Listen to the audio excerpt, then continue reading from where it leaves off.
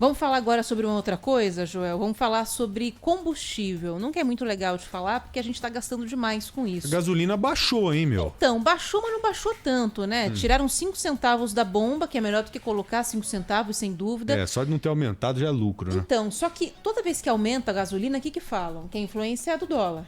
Sim. Caiu bem A o do dólar em petróleo maio. e tal. Então, caiu bem o dólar agora em maio. Quanto que tá esse bendito aí? 5 e quanto? Eu vou ver como é que tá a cotação agora, porque sexta-feira ele fechou em 5,12, né? Deixa eu ver como é que tá a cotação Chegou a bater exatamente nesse 6 conto, instante. né? Então, chegou muito perto disso. Tem analista falando que vai cair para menos de R$ 5. Nossa, tá? que beleza, hein, gente? Agora o dólar tá cotado a 5,6. Tá caindo mais. 5,06. 5,06, boa. R$5,06. Só que assim, houve uma redução do combustível, só que não na mesma proporção que caiu o dólar. É sempre assim, esse miguezinho, sabe? é um miguezinho. Aumentou o dólar e tal, baixou. Não é só o dólar. Nossa Que não é só o Senhora. dólar mesmo. A gente foi atrás para entender isso. Porque assim, só em maio o dólar caiu 4%, só no mês passado. E a Petrobras fez um único corte do combustível no sábado de 2%. Então tá diferente, tá desproporcional. E o que alguns especialistas, né, alguns economistas disseram pra gente é que tem duas coisas aí que pesam bastante na composição do combustível. E uma delas é o preço do barril do petróleo, que tem uma influência do dólar, então o dólar caindo segura uma subida mais alta. Só que tem muito país que já está retomando as atividades econômicas. E aí a demanda por combustível sobe. A gente, inclusive, está com o petróleo, o barril do petróleo com uma alta de 8% só no mês passado, custando $70. É o maior valor em 2 anos.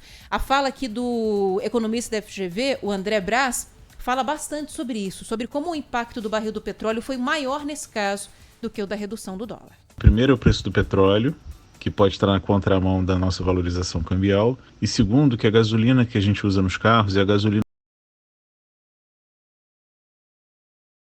E o álcool, por conta da cana-de-açúcar, está explodindo de preço, está subindo tanto quanto a gasolina.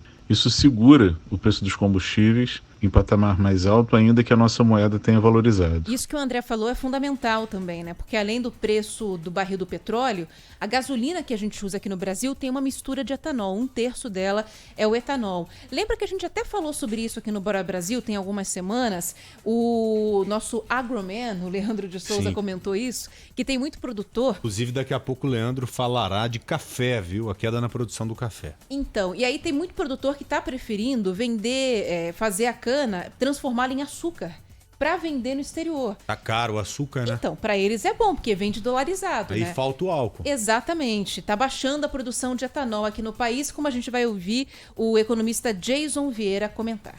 Chegou agora no finalzinho de maio, deu uma disparada, pegou o pico ali agora nessa semana e agora começou a aliviar um pouco o preço global de açúcar. Tem a questão da chuva também. As chuvas estão muito fracas, ou seja, ela tem baixa produtividade.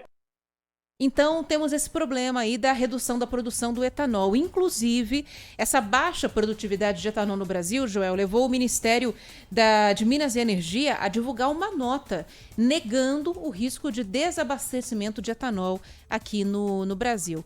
O que a gente tira de observação daqui? A tendência é que não caia tanto mesmo o combustível nas próximas semanas, pelo menos. Enquanto o consumo de petróleo estiver em alta no mundo, pode cair o dólar o quanto cair.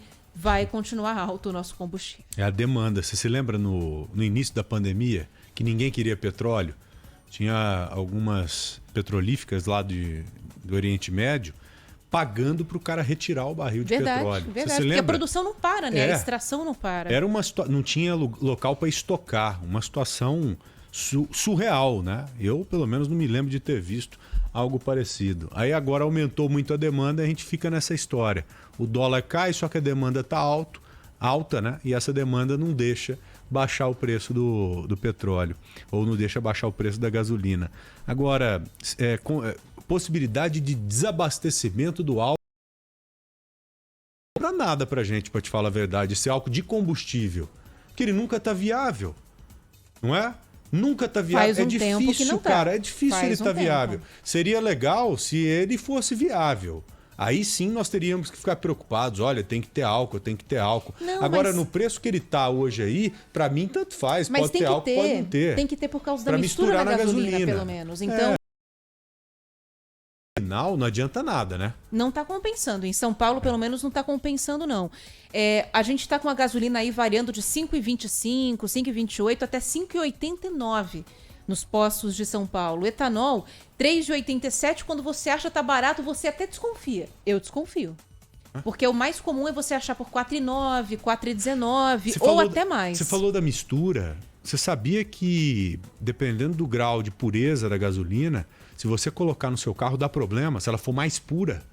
Lá na Bolívia, por exemplo, tem um local em que a gente pesca lá. Eu me lembro que tinha muita gente que saía do Brasil e ia para a Bolívia para abastecer, e isso dava problema, que a gasolina dos bolivianos é muito mais pura do que a nossa.